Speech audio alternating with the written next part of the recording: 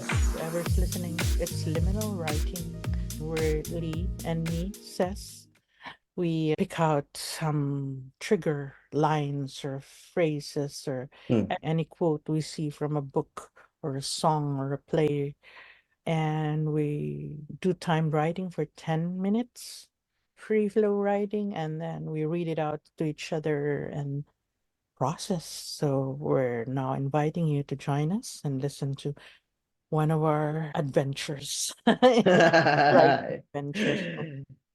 So what have we got? Right. So the one that we chose for today is a question that we put together. If a child asks me what I do for a living, Dot, dot, dot.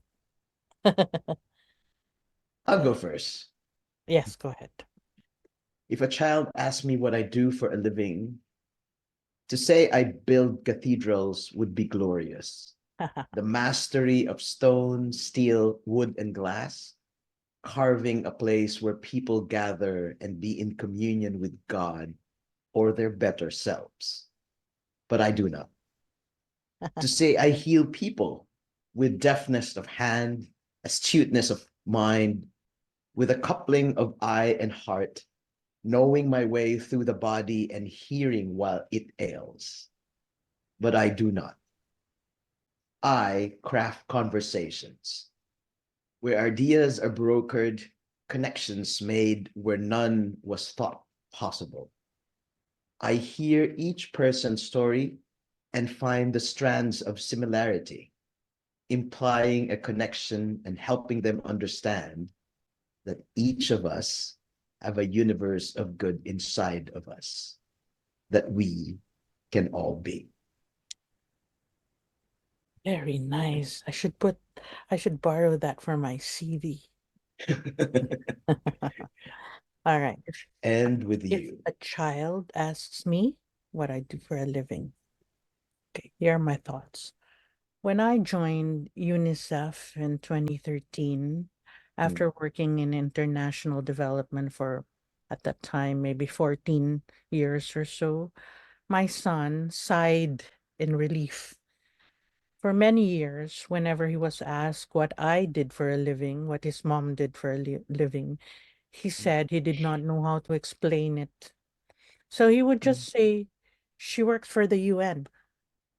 mm, So in 20, well, at least for the 6 months I stayed with UNICEF, his answer to that question was accurate because mm, I did work for the UN at that time. I'm trying to look back and recall how I explained it to him as a child, what I did for a living. mm, I guess it would have been helping out people. It was a bit simpler then when I had just began international development work and I was assigned to a project in Cambodia. mm, But decades passed, I have moved to other levels of development work. How then would I describe this to a child? Well, let's give it a try. I work with people, organizations, and sometimes with countries to help them sort out their problems, to help them talk to each other and understand each other, and to find solutions together. mm. That, what a mouthful that is. Well, I guess I help the world for a living. That's it. I think we got similar points there in the end. Yeah, Yeah, I like how you describe that, where you craft conversations yeah. and find the strands of similarity. That's for so artful, Oh, creative. Oh, so now, yeah. not just for child, but what is it that you do? How would you label it? I find places and conversations where people can meet and learn from each other. And you design that process, yeah. You design Yeah, processes, the immersions. Yeah. So versions my line of work, it's an immersion that we do. to Typically, to to build uh, what to build capacities of managers, of senior managers, or what? Yeah, the people who are participants in the programs that we do are at the senior director, VP, and Mm, C-suite. And so it's not really, they're not really looking for a skills transfer or it's a skills development. So mm, it's being in conversation with peers from mm, either their industry or outside of their industry, mm, and mm, to learn how they grapple with their own mm, challenges and mm. how they At that make level, yeah. and the solutions that they came up with. So it's an understanding of the kind of mindset that brings them to Mm, mm, success. mm, mm, But as all and but and as always, it's looking at the pain points and what are the things that come at them in their particular industry and what's a similar situation that they have had so that that the learning is transferable. And so Oh, the leaders also talk about trends, emerging trends, of course, in our world. What's the cutting edge or leading edge technology that mm, will bring them to a future they want to create for themselves, or it's something that they've never heard of before, and mm. then they need to understand how is that going to impact their organization or their sector, and how do they Wow, need to be prepared for it. that sounds fascinating. In your work with governance and policy. Yeah, I think I'm a bit of a generalist. Mm, Generalist, is that a term mm, in yeah, development work? But most of my exposure in the recent decades have been in public health, of course. yeah. But it is, I guess, similar to yours in a way, but mine is more about helping create Mm, situations and design processes where people can collectively think, yeah. strategize, review Mm, way of working, including people and teams that are in positions of governance yeah. at different levels, and examining the values that are important to them, Mm, or even yeah. agree first on what values there are to, but also examining the values that should be underlining their work and how they are performing vis-a-vis those Mm, agreed values, and then their practices, and if it were programs too, then even at the national level, helping them through that whole thought process of strategy and planning, beginning from what is in front of you. Yeah. Or what mm, is your reading? What is the reading of the situation? What are people affected mm, by certain issues saying of what the mm, problem is?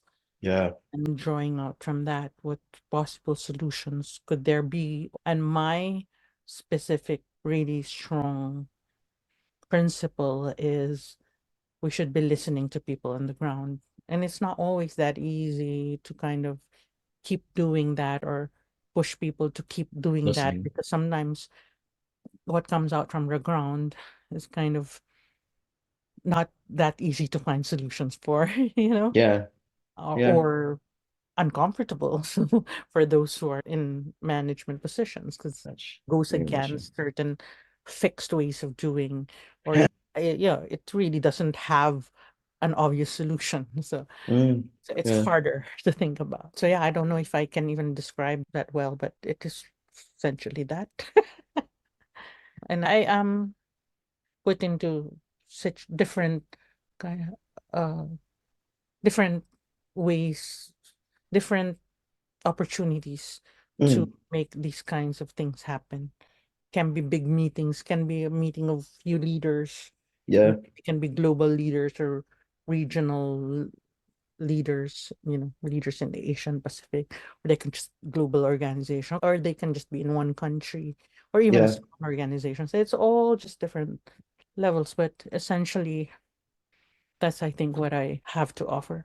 Mm, pretty good, I think, for whoever's listening, be it a young person Mm-hmm. or another adult thinking about what are the other ways that I can be in this world? Yeah. And what can I do? Right. So Uh, here are two views. yeah. And we don't really have titles for it. It's not really about Yeah. titles. I see, we're both, I guess we're not really that traditional in terms of the career Yeah. paths we've taken, No, but no. And you know, but in I some way we've managed, I think, to bring the life experiences that we've had or backgrounds, you and me, in theater and creative work and being activists, and bringing that onto a skill set and yeah, a way of relating to people and bringing that out. yeah. And I think what I've learned now is never be shy to bring your perspective. Mm, And don't be the first person to dampen your voice. You know how sometimes like, oh, okay, I think I need to step back because what I'm hearing in the room is just so my view is so different from what they have. mm. But I've come to understand that the reason why you're in the room is just because of that your perspective is different and it True. can help shift the whole outcome of whatever project or program that you're a part of, right? Yeah. So that's it. Nice. Make a difference. That's what Yes. we do. We Do. help make a difference. I help you Okay. work for a living. That's what you That do. was my last line. It's an apt one. All right. Bye. Bye for now.